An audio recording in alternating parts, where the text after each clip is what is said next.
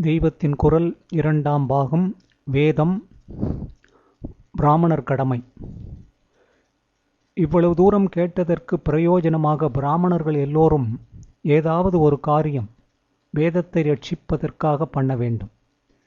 நித்தியம் பிரம்ம யஜ்ஞம் பண்ண வேண்டும். பஞ்ச மகா யஜ்ஞங்களில் அது ஒன்று. இங்கே பிரம்மம் என்றால் வேதம் என்று அர்த்தம். அகண்ட தீபம் போல் மந்திர சக்தியானது நம்மிடம் அணையாதிருப்பதற்காக நாம் அதை செய்ய வேண்டும். நாம் அத்தியனம் பண்ண வேண்டிய சாகையின் மகரிஷி எவரோ அவருக்கு தர்ப்பணம் பண்ண வேண்டும். பண்ணிவிட்டு 2 அட்சரமாவது வேத அத்தியனம் பண்ண வேண்டும். அதுவும் முடியாவிட்டால் காயத்ரி ஜபத்தையாவது விடாமல் செய்ய வேண்டும். காயத்ரி வேதத்தின் சாரமானது. காயத்ரியை உபதேசம் பண்ணிக்கொண்ட பின்புதான்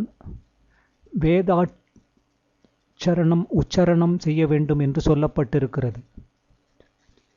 அத்தகைய காயத்ரியை சகஸ்ரவிருத்தி 1000 முறை ஜபிப்பது தினந்தோறும் செய்ய வேண்டும்.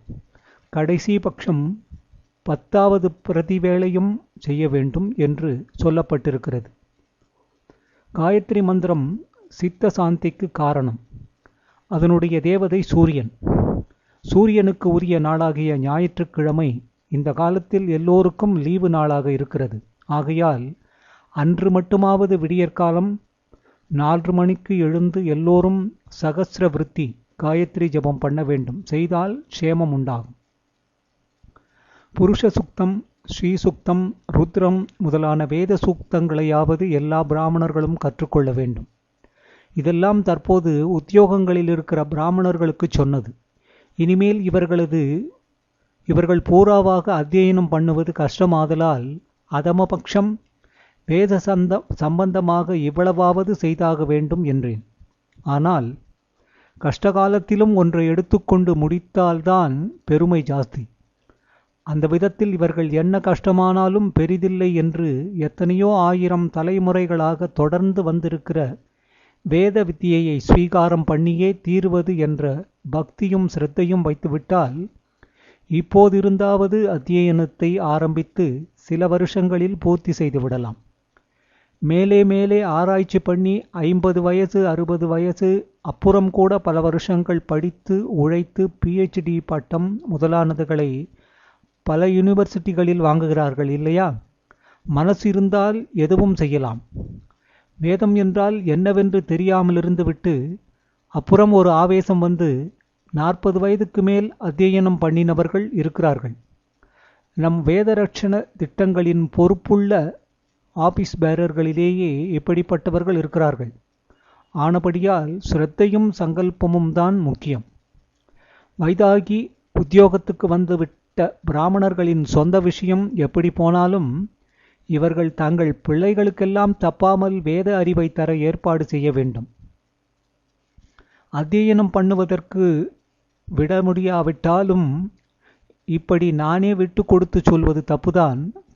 நான் கொஞ்சம் இளகி கொடுத்து விட்டால் பாக்கியம் பிசுபிசுவென்று போய்விடும். ஆனாலும் நான் பிடிவாதமாக ஒரு ஆக்ஞை போடுவதால் ஒன்றுமே நடக்காமல் போய்விடுமோ என்பதால் இப்படி விட்டு கொடுத்து சொல்ல வேண்டியதாக இருக்கிறது. தங்கள் பிள்ளைகளுக்கு 8ஆம் வயசில் உபநயனம் பண்ணி அப்புறம் 7-8 வருஷமாவது சாயங்காலங்களில் 1 மணி நேரம் முக்கியமான வேத பாடங்களை கற்றுக் கொடுக்க டியூஷன் வைக்க வேண்டும். ஓரிடத்தில் பல பிள்ளைகள் சேர்த்து கூட்டுறவு அடிப்படையில் கோஆபரேட்டிவ் பேசிஸ் இதை செய்தால் செலவு குறையும். அதோடு ஏழை பசங்களும் கற்றுக்கொள்ள முடியும். இது எல்லாவற்றுக்கும் மேலாக இன்றைக்கும் உயிரை கையில் பிடித்து கொண்டு நடக்கும் வேத பாடசாலைகள் மூடி போகாதபடியும் இவற்றில் மேலும் வித்தியார்த்திகள் சேருமாறு பண்ண வேண்டும். வித்தியார்த்திகளுக்கும் அத்தியக்ஷர் அதாவது வாத்தியார்களுக்கும் கணிசமான திரவியம் சகாயம் பண்ணினால்தான் இந்த காரியம் நடக்கும். முன்னமே சொன்ன மாதிரி பிராமணனுக்கு ரொம்பவும் ஜாஸ்தியாக லௌகீக சௌகரியங்களையும் தன வசதியையும் தரக்கூடாதுதான். என்றாலும் நல்ல சம்பாத்தியம் தரக்கூடிய பல தொழில்கள் அவர்களை வசீகர தற்காலத்தில் சிலராவது இப்படி பூரணமாக வேதத்தை கற்றுக்கொண்டு பிற்பாடு சொல்லிக் கொடுப்பது என்ற பிராமண ஸ்வதர்மத்தையே செய்ய வேண்டுமானால் அப்படிப்பட்டவர்கள் இல்லை என்று அழாத அளவுக்கு அவர்களுக்கு வசதி பண்ணித்தரத்தான் வேண்டும். ஆதியில் இல்லாத அநேக புது புது சௌகரியங்களும் சுகசாதனங்களும் வந்துவிட்ட இந்த நாளில் சிலரை மட்டும் பரம வைராகிகளாக இருந்து கொண்டு ஸ்வதர்மத்தை பண்ணுங்கள் என்று சொன்னால் வேத ரட்சணம் என்பது நின்றே போய்விட வேண்டியதுதான். அதனால் வேதத்துக்கே தங்களை அர்ப்பணித்து கொள்ளும்படியாக சிலரை பண்ணும்போது அவர்களுக்கு நாம் நன்றாக சன்மானம் செய்து திரவிய சகாயம் நிறைய கொடுக்கத்தான் வேண்டும். அவர்களுக்கு லட்சரி கூடாதாயினும் மற்ற தொழில்கள் அவர்களை இழுத்து கொள்ளாதபடி அவர்களுக்கு சௌகரியம் பண்ணி தரத்தான் வேண்டும். இப்படியெல்லாம் செய்யத்தான் அநேக திட்டங்கள் நடத்தி வருகிறோம். வேத பாஷ்யம்.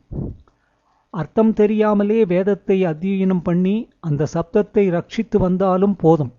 மந்திர சக்தி வாய்ந்த அந்த சப்தமே க்ஷேமத்தை கொடுத்துவிடும். அர்த்தம் தெரியாமலும் ஒரு நம்பிக்கையின் பேரில் வேத அத்தியனம் பண்ணுவதுதான் வீரியவக்திரம் என்றெல்லாம் நடுநடுவே சொல்லி இருக்கிறேன். அதனால்தான் என் பூரணமான அபிப்பிராயம் என்று அர்த்தமில்லை. வேதத்திற்கு அர்த்தம் தெரிந்து கொள்வதென்றால் அதற்கு ஏகப்பட்ட காலம் படிக்க வேண்டியிருக்கிறது. அத்தியனத்துக்கு அப்புறம் இத்தனை வருஷம் ஒருவனை பாடசாலையில் கட்டி போடுவது என்றால் சிரமம்தான். அதனால்தான் அர்த்தம் தெரிந்து கொண்டுதான் வேத அத்தியனத்தை ரட்சிக்க வேண்டும் என்றால் ரொம்ப பெருசாகி எதிர்பார்ப்பு அடியோடு ஒன்றுமே நடக்காமல் போய்விடப் போகிறதே.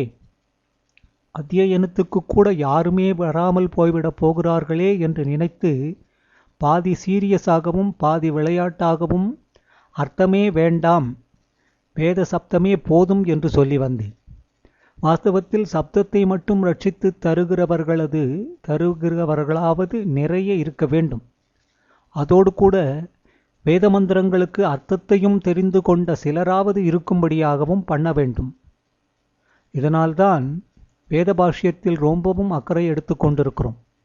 வேதத்துக்கு விசேஷமான அர்த்த கௌரவம் இருப்பதால் தான் அநேக மகான்கள் அவற்றுக்கு பாஷ்யம் என்கிற பேரில் விரிவாக அர்த்தம் உரை எழுதியிருக்கிறார்கள். அவை வீணாக போக விடலாமா? நாம் நம் அகங்களில் விவாகம் முதலான பல காரியங்கள், சிரார்த்தம் முதலான பித்ருகாரியங்கள், இன்னும் சில ஹோமங்கள், ஆவணியாவிட்டம் முதலான வைதிக காரியங்கள் என்று பலவற்றை பண்ணுகிறோம். இவற்றின் போது வாத்தியார் சொல்லிக் கொடுக்கிற மாதிரி அநேக வேத மந்திரங்களை சொல்லுகிறோம். அடியோடு இந்த கர்மாக்களை விட்டு விடுகிற துர்பாக்கிய ஸ்திதி ஈஸ்வரானுகிரகத்தில் இதுவரை ஏற்படவில்லை. ஆனாலும் முன்னைக்கு இப்போது தினம் தினமும் கர்மாக்கள் க்ஷீணித்து கொண்டுதான் வருகின்றன. இதற்கு ஒரு முக்கியமான காரணம் சொல்கிற மந்திரங்களுக்கு அர்த்தம் தெரியாததுதான். அர்த்தம் தெரியாமலே வாத்தியார் சொன்னதை ஒப்பிக்கிறது என்றால் இந்த காலத்தில் படிப்பாளிகளாக இருக்கப்பட்ட நாகரிகக்காரர்களுக்கு அதிலே ஈடுபாடு இருப்பதில்லை. அர்த்தம் தெரியாவிட்டாலும் ஸ்ரேயஸ் என்ற நம்பிக்கையோடு சிரத்தையை இந்த காலத்தில் எதிர்பார்க்க முடியாது. வாஸ்தவத்திலும் ஒவ்வொரு சடங்குக்கும் வெவ்வேறு மந்திரம் இருப்பதாலேயே அதற்கும் பொருத்தமான அர்த்தத்தோடு தான் அவை இருக்கின்றன என்று ஆகிறது. அந்த தாத்பரியத்தை தெரிந்து கொண்டால் அவற்றில் பலவற்றுக்கு சயின்டிஃபிக் பேசிஸ், அதாவது விஞ்ஞான பூர்வமான ஆதாரம் இருப்பதாக தெரிகிறது. இன்னும் பல மந்திரங்களுக்கு எமோஷனல் அப்பீல், உணர்ச்சி பூர்வமான கவர்ச்சி இருப்பது அவற்றுக்கு அர்த்தம் தெரிகிற போதுதான் வெளியாகிறது. இப்படி அர்த்தம் தெரிந்தால் ஈடுபாடு உண்டாகிறது. இதனால் தான் ஈடுபாடே இல்லாமல் மொனமொன என்று எதையாவது சொல்வதை திவச மந்திரம் என்று சொல்கிற வழக்கம் வந்துவிட்டது. ஆகையால் இனிமேலாவது திவச மந்திரம் உள்பட எல்லாவற்றுக்கும் அர்த்தம் தெரியும்படியாக பண்ண வேண்டும். எப்படி பண்ணுவது? முதலில் வாத்தியாருக்கு அர்த்தம் தெரிய வேண்டும். இப்போது பெரும்பாலான வாத்தியார்களுக்கே அர்த்தம் தெரியவில்லை. ஒரு கர்த்தா அல்லது எஜமானன் பண்ணி வைக்கிற வாத்தியாரை இதன் அர்த்தம் என்ன என்று கேட்டால் அவருக்கு சொல்ல தெரியவில்லை. இப்படி இருந்தால் பண்ணுகிறவனுக்கு சிரத்தை எப்படி குறையாமல் இருக்கும்? இன்றைக்கு உள்ள பல நடுத்தர வயசுக்காரர்களுக்கு நாம் சொல்லும் மந்திரங்களுக்கு அர்த்தம் என்று தெரிந்து கொள்கிற ஆர்வம் இருக்கிறது என்றே எனக்கு நம்பிக்கை. அர்த்தத்தை தெரிந்து கொள்ளாமல் வெறும் சப்தத்தை கிளிப்பிள்ளை மாதிரி ஒப்பிக்கிறது என்பதாலேயே அவர்களுக்கு கர்மாவில் சிரத்தை குறைகிறது என்பது என் அபிப்பிராயம். ஆதலினால் வைதிக விருத்தியை உபாத்தியாயை தெரிந்து பிறகு சொல்ல வேண்டும். ஷடங்கங்கள். இந்து மதத்தின் ஆதார புஸ்தகங்களில் வேதத்துக்கு அடுத்தபடியாக வருவது வேதத்தின் 6 அங்கங்கள். வேதத்தை ஒரு மூர்த்தியாக சொல்லும்போது அந்த வேத புருஷனுக்கு பல அங்கங்கள் இருக்கின்றன. வாய், மூக்கு, கண், காது, கை, பாதம் என்ற 6 அங்கங்கள் இருக்கின்றன. இவற்றை ஷட் அங்கம், 6 அங்கம் என்று சொல்வார்கள்.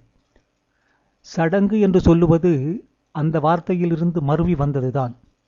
வேதமோடு 6 அங்கம் ஆகினான் என்று தேவாரம் சொல்லும் 6 அங்கம் ஷடங்கமே.